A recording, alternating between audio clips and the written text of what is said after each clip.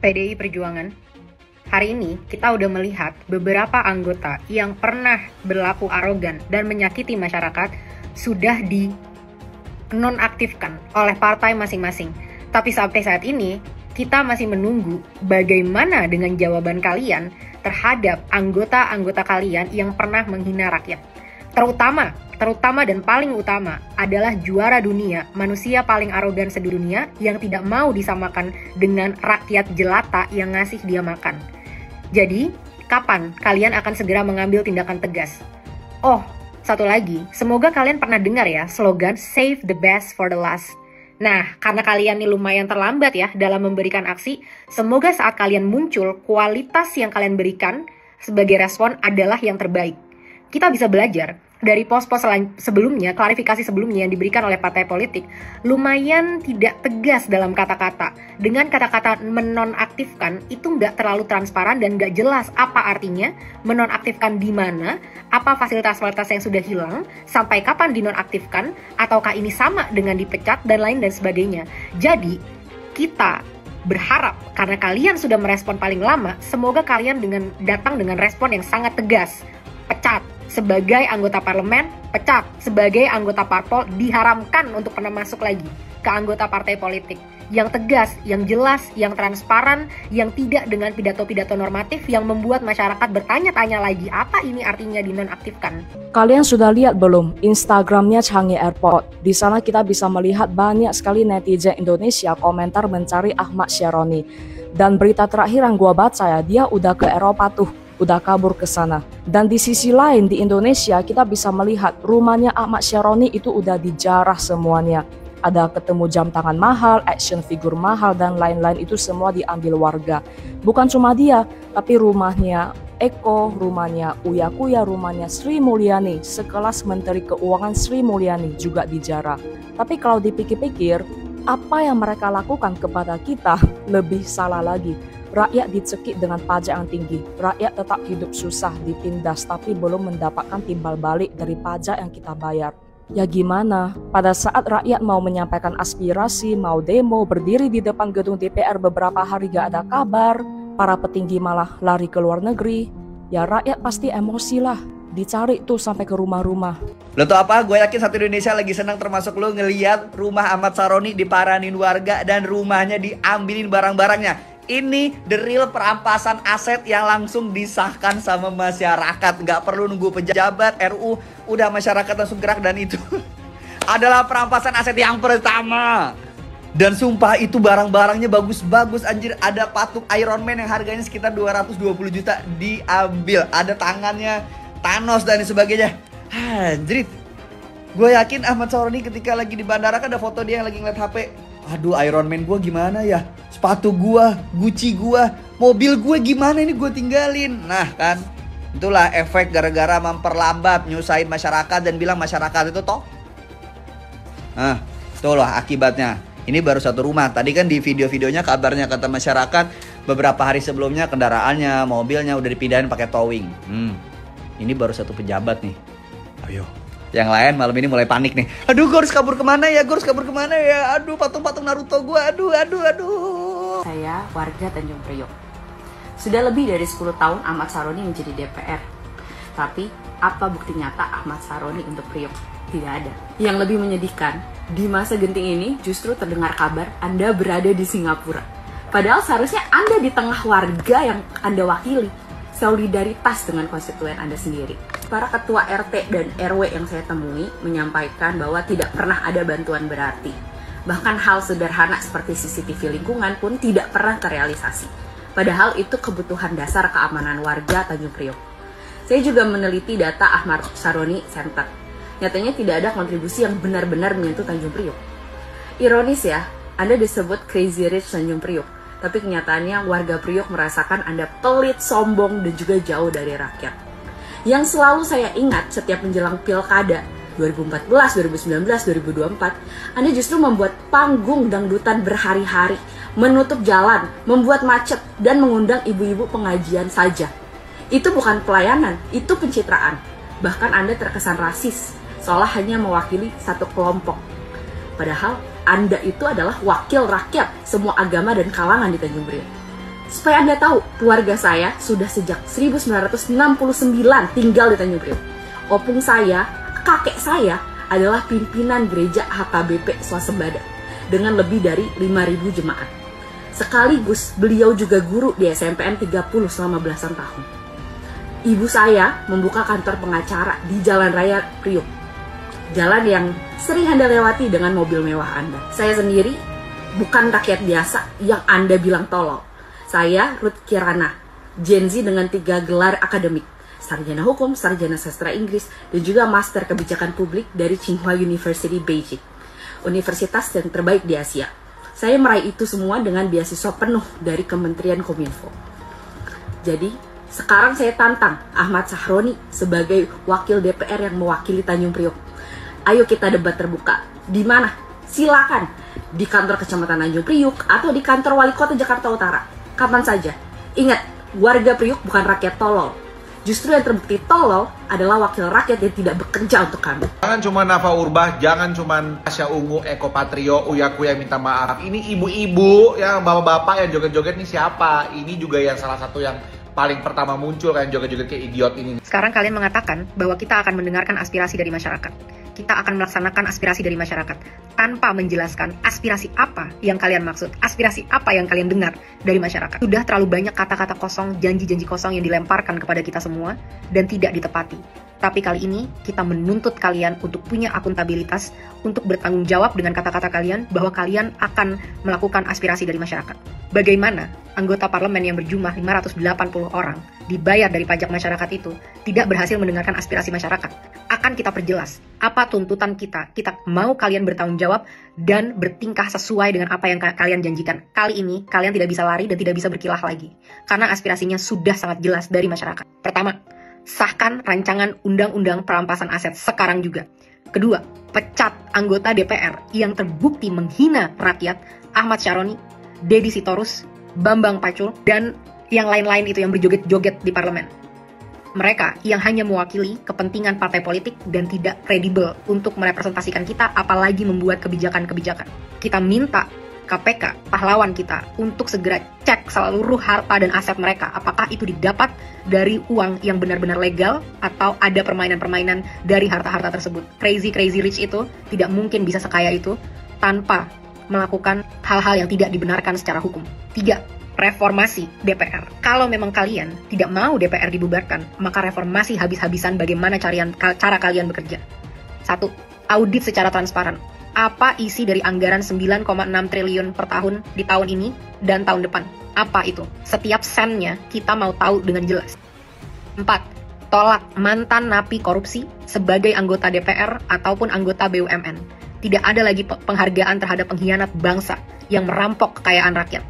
Tunjangan gaji dan tunjangan-tunjangan yang lain, total take home pay, total yang bisa kalian bawa pulang, tidak boleh melebihi 5 kali upah minimum UMR nasional dari masyarakat. Harus jelas kemana setiap anggaran-anggaran ini, dan kita mau jelas berapa yang diterima.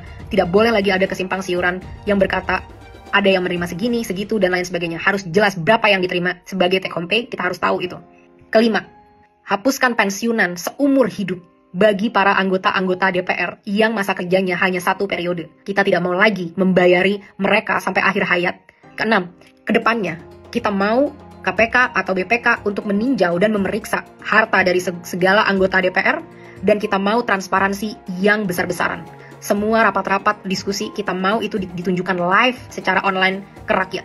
Bahkan kalau bisa, rakyat harus selalu boleh masuk ke gedung DPR untuk mendengarkan dan melihat apa yang karyawannya sedang lakukan. 7. Audit secara menyeluruh terhadap BUMN untuk memastikan profitabilitas. 8. Batalkan rencana kenaikan pajak yang sudah sangat memberatkan masyarakat, termasuk rencana kenaikan BPJS kepada masyarakat.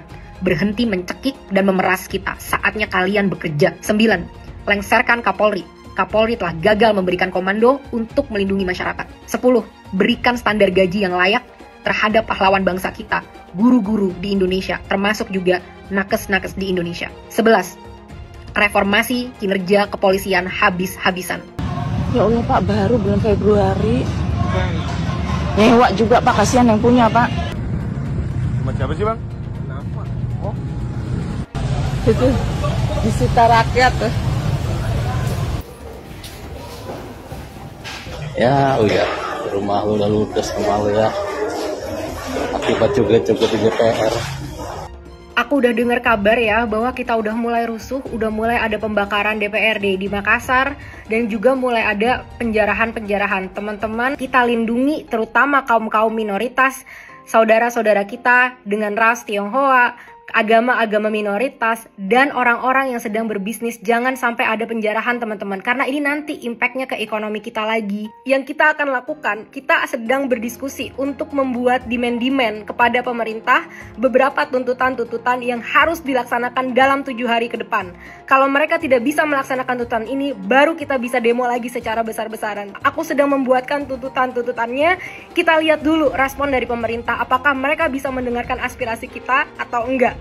Kalau memang enggak, maka baru kita kerahkan seluruh kekuatan yang kita punya, karena memang mereka sudah gagal untuk merepresentasikan kita. Kondisi rumah Sri Mulyani di Jalan Mandar Sektor 3, pantau masa udah benar masuk dalam rumah Sri Mulyani. Bang, apa itu bang? Dapat ya perhiasan lah. Oh, Eko mulai jebol, udah mulai masuk ke rumah Pak Eko. Masuk ke rumah Pak Eko, masuk.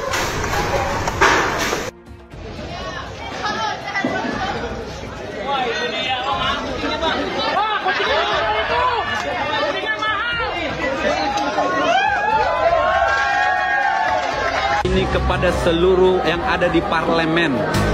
Kalau ngomong sembarangan, ini akibatnya, guys. Kirimkan kepada seluruh yang ada di parlemen bahwa ini adalah akibat dari ngomong sembarangan. Sahroni.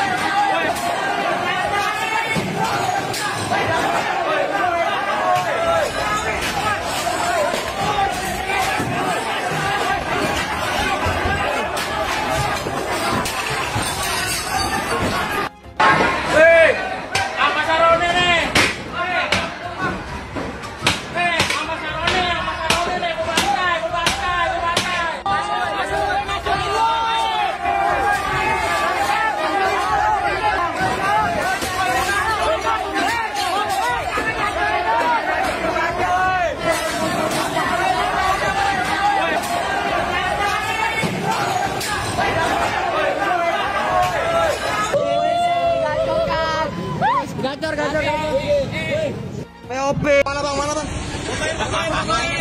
Nilai bang, lihat ya nilai.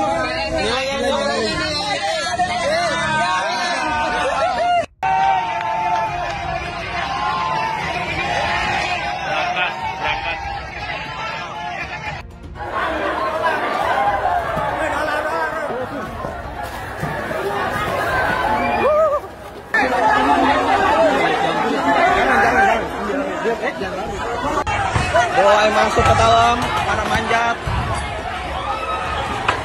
Berbahaya, mulai masuk ke dalam, manjat.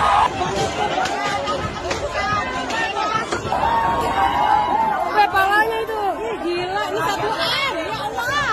Nggak ada harganya 1M. Situasi terkini dari dalam rumah Ahmad Saroni. Semuanya sudah habis, hancur, diamuk sama massa.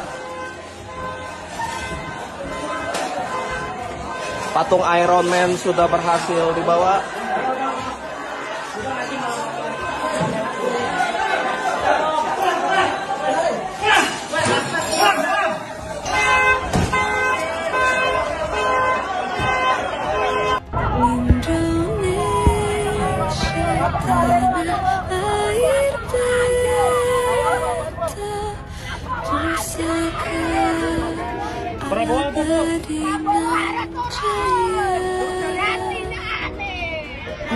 Kemarin anak buah Anda menggilas itu anak bangsa dengan mobil pribad itu. Allah bersama kami mama turun ke jalan. Saya terkejut dan kecewa dengan tindakan petugas yang berlebihan. Saya sudah perintahkan agar insiden tadi malam diusut secara tuntas dan transparan, serta petugas-petugas yang terlibat harus bertanggung jawab. Seandainya diketemukan mereka berbuat di luar kepatutan dan ketentuan yang berlaku, akan kita ambil tindakan sekeras-kerasnya sesuai hukum yang berlaku. Saya sangat prihatin dan sangat sedih terjadi peristiwa ini. Pemerintah akan menjamin kehidupan keluarganya dan akan memberi perhatian khusus kepada baik orang tuanya dan adik-adik dan kakak-kakaknya. Saya menghimbau semua masyarakat untuk tenang, untuk percaya dengan pemerintah yang saya pimpin. Pemerintah yang saya pimpin akan berbuat yang terbaik untuk rakyat kita. Semua keluhan-keluhan masyarakat akan kami catat dan akan kami tindak lanjuti. Saya juga menghimbau kepada seluruh bangsa Indonesia untuk selalu waspada agar unsur-unsur yang selalu ingin huru-hara, yang ingin kaos, saya sampaikan kepada seluruh rakyat bahwa hal tersebut tidak menguntungkan rakyat, tidak menguntungkan masyarakat, tidak menguntungkan bangsa kita. Bangsa kita sedang berbenah diri, bangsa kita sedang mengumpulkan semua tenaga, semua kekuatan, semua kekayaan untuk kita bangkit, membangun negara yang kuat, negara yang sejahtera, negara yang berhasil mengatasi kemiskinan dan kelaparan. Kita akan menjadi bangsa yang maju. Kita akan jadi bangsa yang mandiri, yang berdiri di atas kaki kita sendiri. Kita akan menjadi negara industri yang tidak kalah dengan negara-negara lain. Untuk itu, kita harus waspada, kita harus tenang, dan kita tidak boleh mengizinkan kelompok-kelompok yang ingin membuat huru-hara dan kerusuhan. Ketua umum saya memerintahkan saya untuk menyampaikan secara langsung. Kita semua di sini, 8 partai, jangan sampai lembaga partai politik yang ada di bumi ini, kita nggak dihargai, Pak. Tolonglah, Pak. Dihargain satu sama lain, Pak. Kalaupun mau tangkap, misalnya Bapak berkomunikasi dengan pimpinan partai, kita anterin itu orang, Pak, ke Bapak. Jadi lebih enak, hubungan kelembagaannya ada. Kalaupun dia terpidana, dalam konversi pers terakhir aja saya katakan, Pak, kalau di mana yang bersangkutan dalam proses penyelidikan tindak pidana, silahkan kerjakan. Jadi kita nggak melindungi, Pak.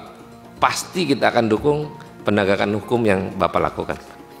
Jadi terminologi OTT ini sebenarnya kami tidak pernah menyampaikan pimpinan.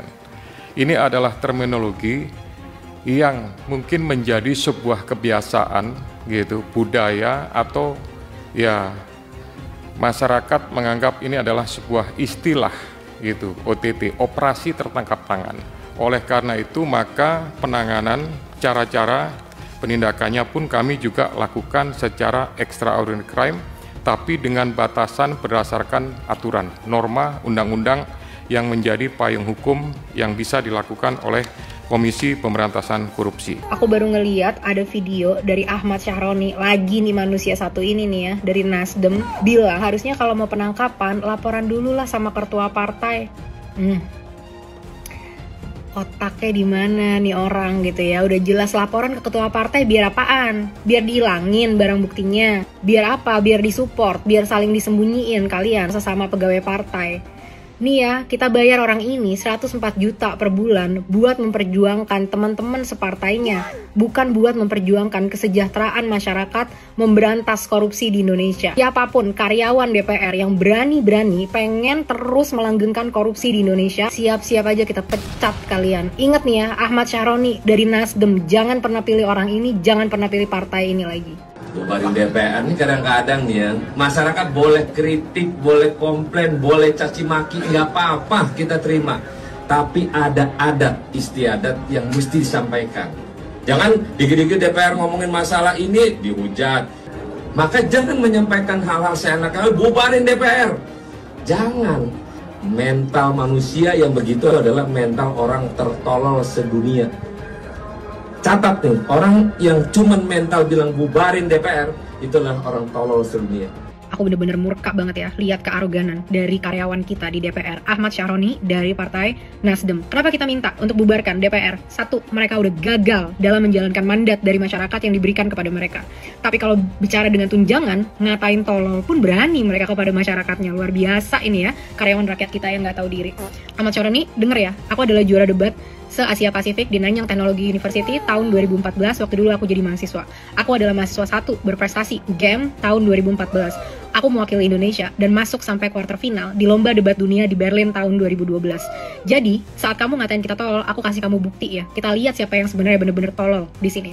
Sekarang aku mau bahas nih ya, kata-kata kamu di konferensi pers itu. Kita harus menjunjung adat istiadat. Adat istiadat apa yang kamu junjung? Kita sebagai masyarakat Indonesia, adat istiadat kita adalah solidaritas, kesejahteraan, persatuan. Adat istiadat apa yang kamu bela? Maling uang rakyat, korupsi, janji-janji palsu.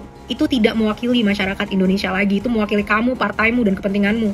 Apa sih capaian pekerjaan kamu sampai saat ini gitu ya? Aku lihat kamu di Instagram seneng banget tuh untuk pamer-pamer kekayaan ya kan. Wah, crazy rich Indonesia man, sultan gitu, motornya, mobilnya, wow, wadidaw, kaya banget lu bro. Kalau beneran kaya dan udah kaya, kenapa masih maruk mau mempertahankan tunjangan dari pajak hasil kerja rakyat Indonesia yang bekerja dengan sangat keras, sangat jujur, desak-desakan di transportasi, susah cari pekerjaan yang pengen kamu pajakin kemana-mana itu. Ngapain mau ngambil duit kita kalau memang kamu sudah crazy rich? Nah sekarang kita bahas nih kesombongan kamu, ya kan? Katanya orang tolol sedunia. Tahu diri ya, kalau berani ngatain bos kamu, setidaknya jangan dimakan duitnya. Udah setiap hari dimakan duitnya, di-enjoy tanggungannya, bisa gila hormat petantang-petenteng, ngatain tolol. Sekarang aku mau kamu mikir, 2 hal. Yang pertama, kita adu debat deh. Kita nggak usah saling ngatain tolol, kita adu debat aja gimana. Ini topiknya tentang tunjangan ya. Apakah tunjangan DPR itu berkontribusi terhadap kesejahteraan masyarakat atau enggak? Kalau kamu kalah, gagalkan tunjangan DPR. Kalau aku yang kalah, dengan legowo aku akan support kamu untuk dapat tunjangan itu. Gimana? Berani nggak? Ditonton tuh sama seluruh masyarakat kamu. Kedua, coba kalau bisa sekali-sekali baca sejarah, terutama tentang revolusi Prancis di abad ke-18. Nggak usah jauh-jauh ke Prancis deh, tahun 98 aja. Kamu udah ada kan tahun itu kan? Lihat tuh, diktator 32 tahun jatuh di tangan masyarakat. Karena apa? Gagal mensejahterakan petantang-petenteng lagi dia dan sekeluarga. Ahmad Syaroni, jawab ya tantangan debat dari aku. Kapan? Kasih tahu. Kita jalankan, kita laksanakan. Banyak juri-juri debat yang profesional. Jangan ambil dari teman-teman kamu lagi. Nggak punya empati mereka semua soalnya. Indonesia butuh Anies. Setujukah Anies presiden? Setujukah Anies? Segelintir orang ada, saya kira mereka entah sadar atau tidak sadar, mereka ya itu sudah jadi antek-antek asing. Nggak apa-apa saya bicara di depan wartawan. Saya katakan mereka sadar atau mereka antek asing. Mereka tidak suka Indonesia bangkit. Mereka tidak suka Indonesia bangkit. Saya katakan mereka tidak suka Indonesia bangkit. Tapi kita yang akan bangkit bersama Indonesia.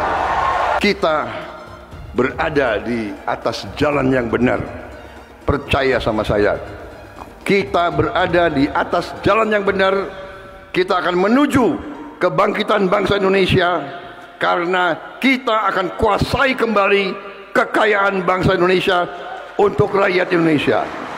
Besok Ustadz Somad tolong datang ke kantor pajak. Saya datang, saya taat pajak. Orang bijak taat pajak. Datang sebagai warga negara Indonesia yang baik. Saya datang. Ada apa Pak Kepala Pajak? Ya Ustadz, sudah kami cek, ternyata pendapatan YouTube 1 bulan 150 juta, Ustadz bayar pajak. Bapak cek kemana duit itu mengalir dari YouTube. Tidak ada seperak pun ke rekening saya. Langsung beli beras, beli minyak, beli kompor, beli kelas, beli semuanya. Justru saya yang minta kepada pegawai-pegawai pajak, bersedekahlah kalian di jalan Allah Subhanahu wa taala.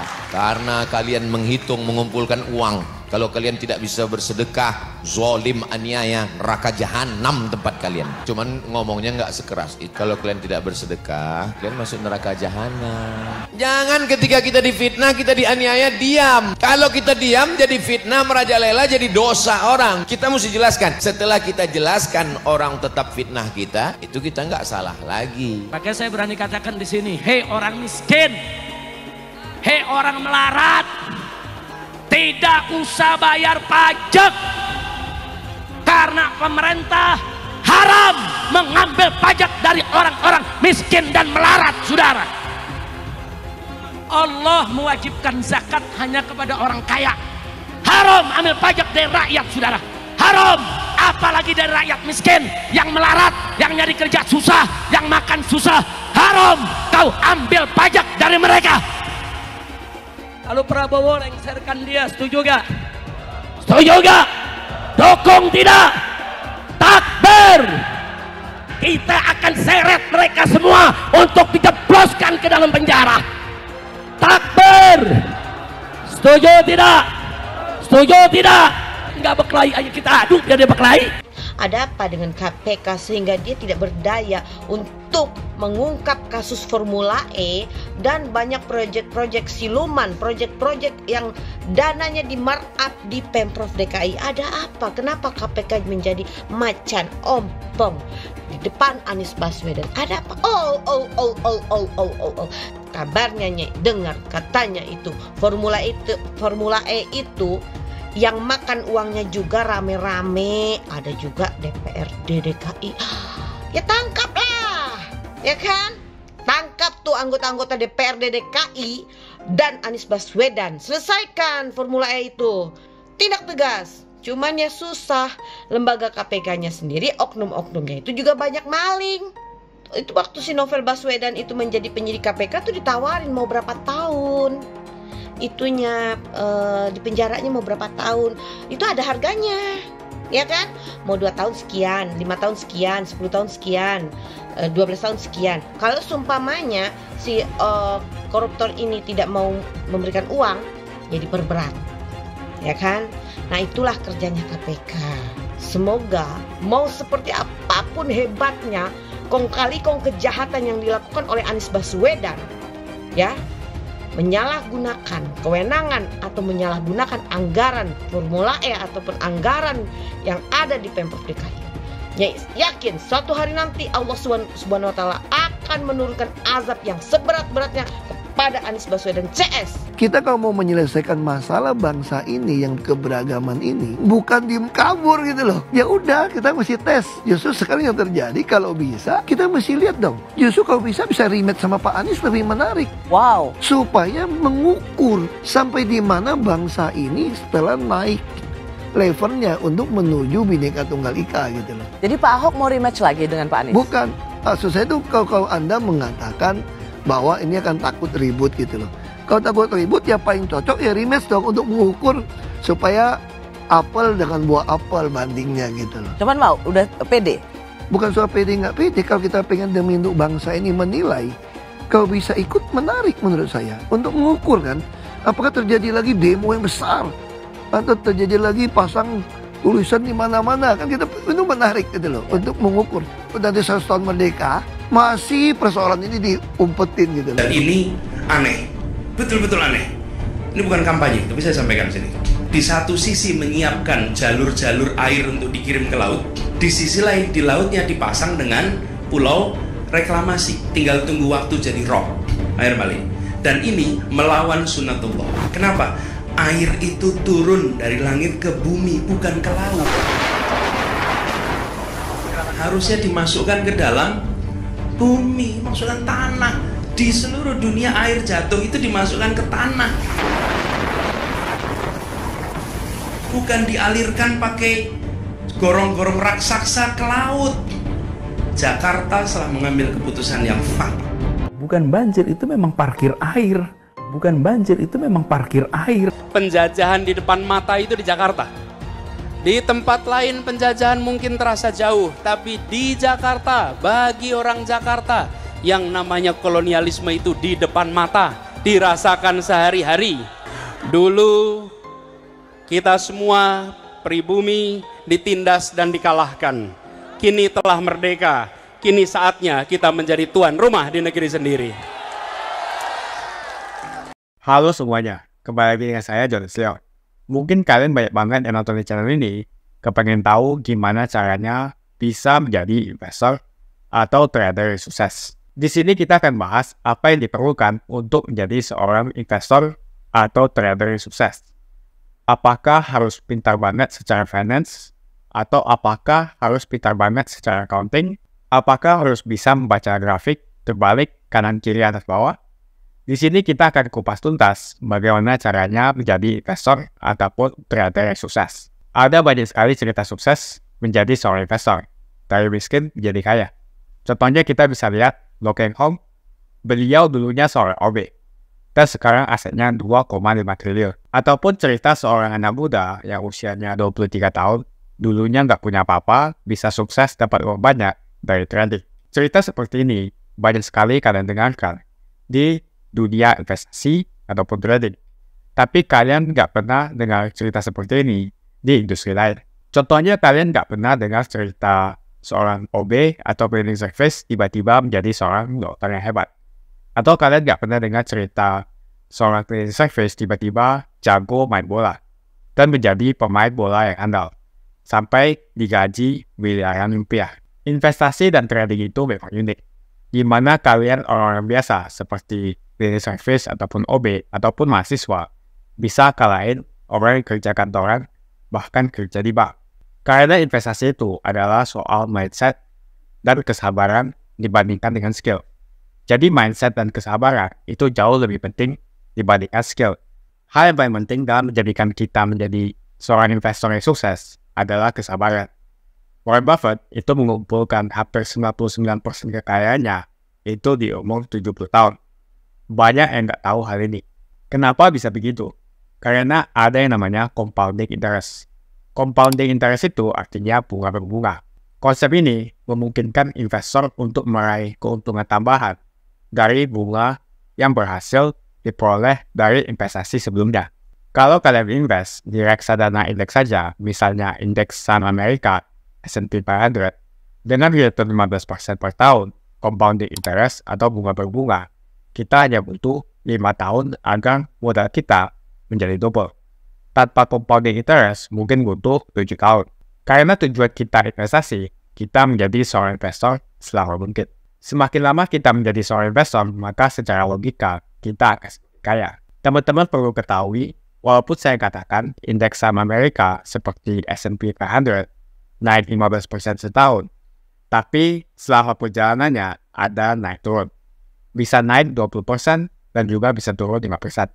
Tapi kalau kita pegang selama setahun, maka kenaikannya 15% setahun. Apapun yang kita investasikan, baik itu indeks, saham, komoditas, ataupun kripto, itu pasti ada naik turunnya.